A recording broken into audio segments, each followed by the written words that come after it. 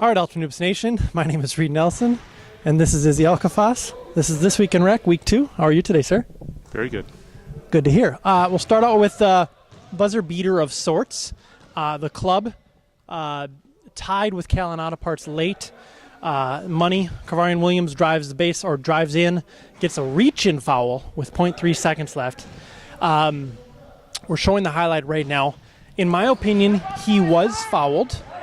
But the question is, if you're Ronnie Kennedy, do you call that foul? You can call a shooting foul. You call it a reach-in foul. 0.3 seconds left in the game. Sends him to the line. He hits both free throws. What was the score before the free throws? Oh, goodness. I don't know. 61-61? Okay, so it's tied up. Yeah, it was tied. So I was doing stats on the other end, so I wasn't able to. So I should probably ask you, if you are Ronnie Kennedy, do you call it? Yes, because it was a foul. And nobody on the sideline understood that. They were all like, no, you don't call it in that situation. I'm like, well, was it a foul? Yeah. Okay, well, then you call it. I'm sorry. What am I missing? Yeah, I mean, there's the whole idea of you let the players decide the game at the end. You don't call reach-ins. You just let them play. Let the game get a little more physical at the end. Let players get away with stuff. But I tend to agree with you. I mean, a foul is a foul, whether it was at the beginning of the game or at the end of the game.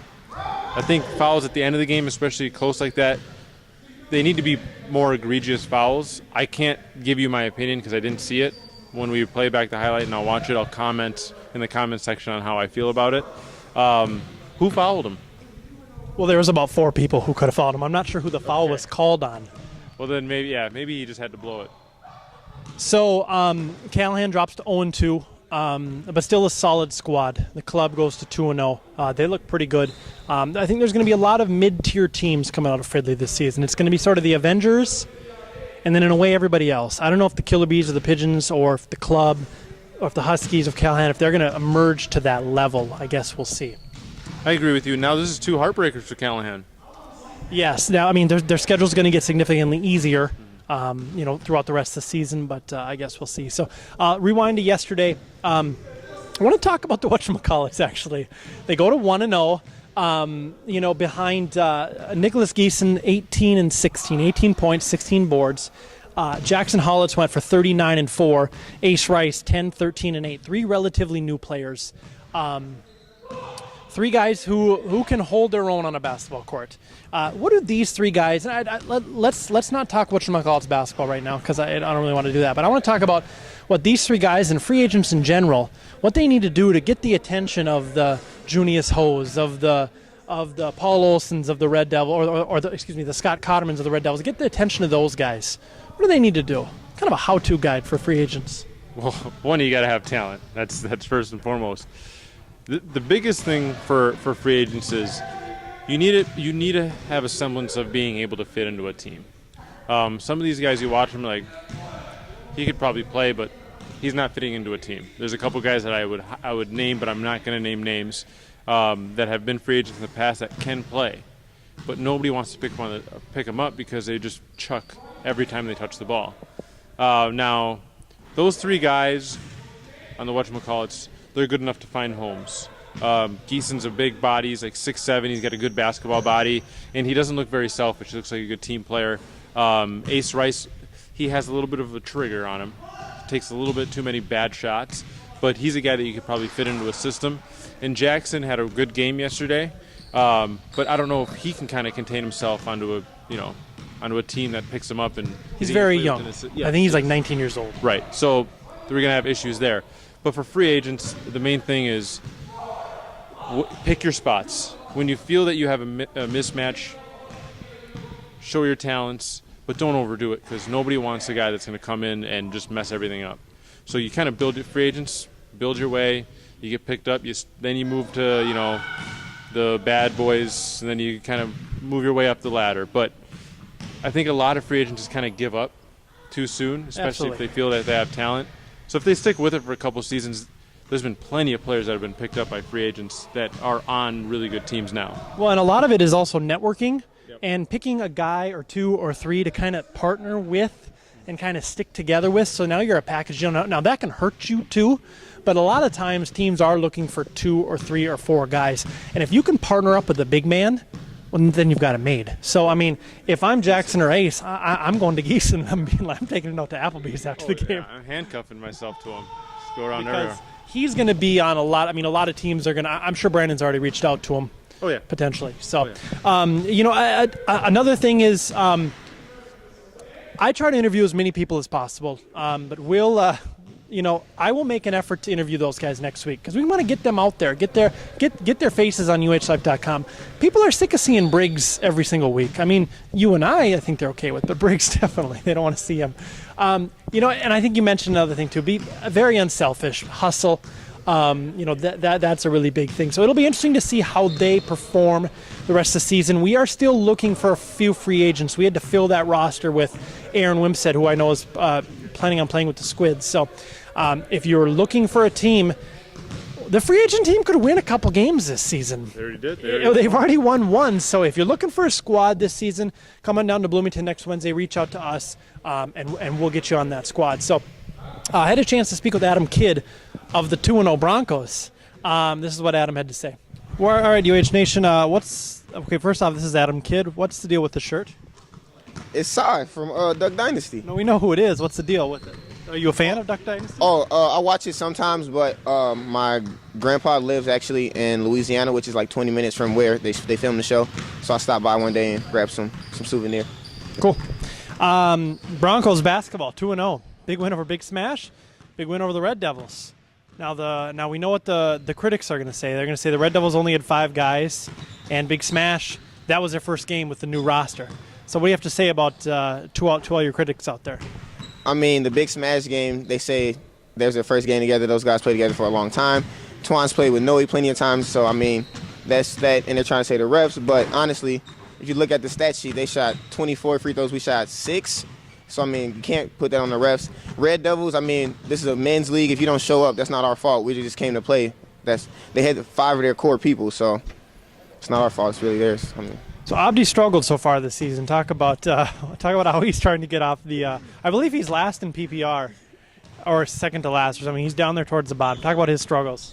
I mean, Abdi, that's a very close friend of mine. I hang out with him all the time. Right now, I don't know if it might be Ramadan. I don't know. He said he's okay, but I think he's just trying to fill out the team mainly because he's going from being a top scorer on the team to basically playing a role on the team instead of being the main focus, which he said he was okay with that. So as long as he's comfortable, he's still okay with it. Obviously, we know the shots are going to drop eventually. Right now, stuff happens. Once we get comfortable, we're not worried about it.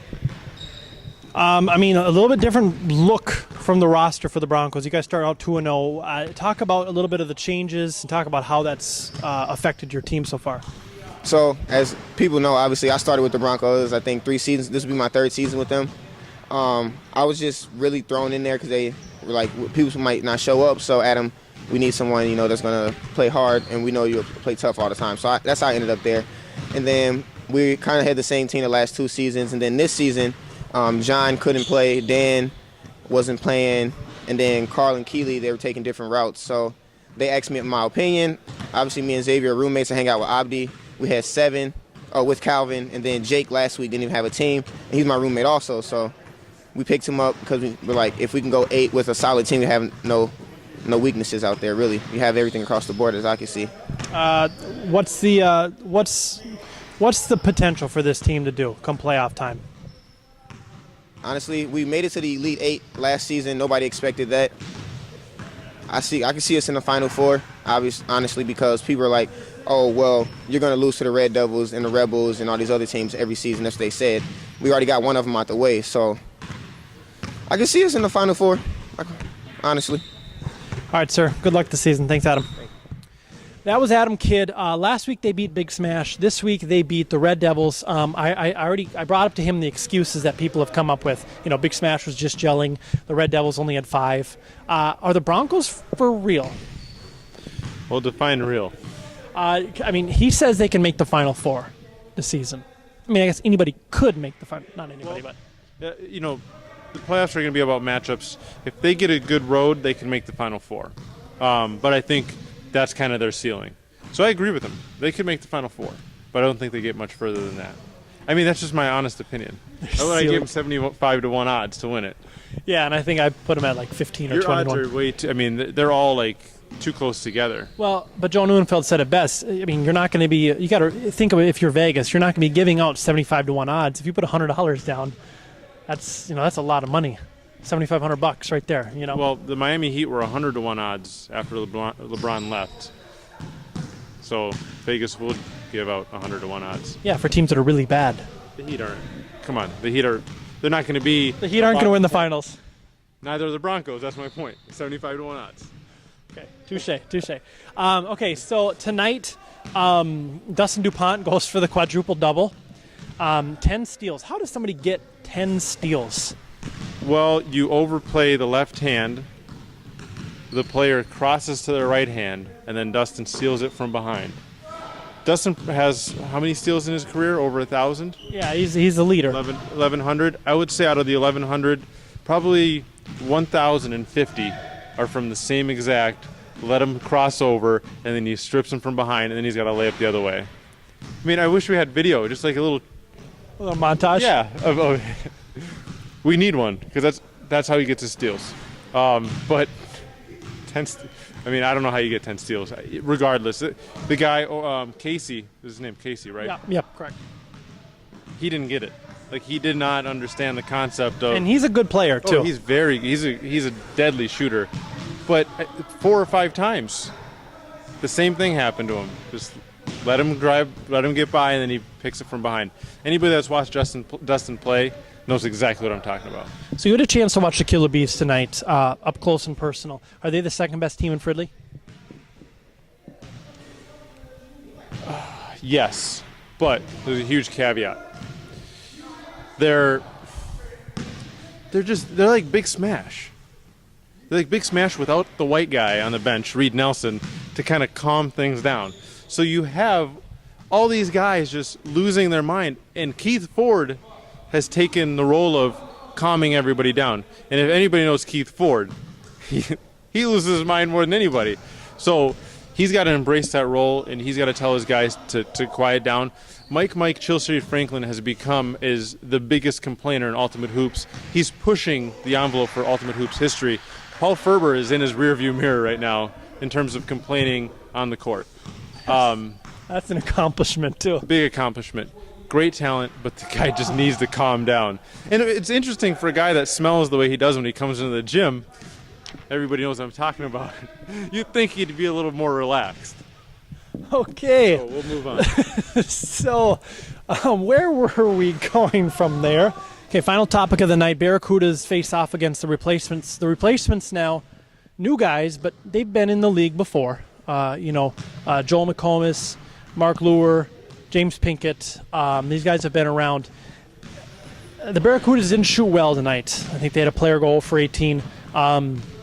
Was it the replacements defense, or was it Barracudas, kind of playing Barracuda basketball? Now, granted, they've got an extremely revamped roster, and I do expect improvement out of them. They're improved.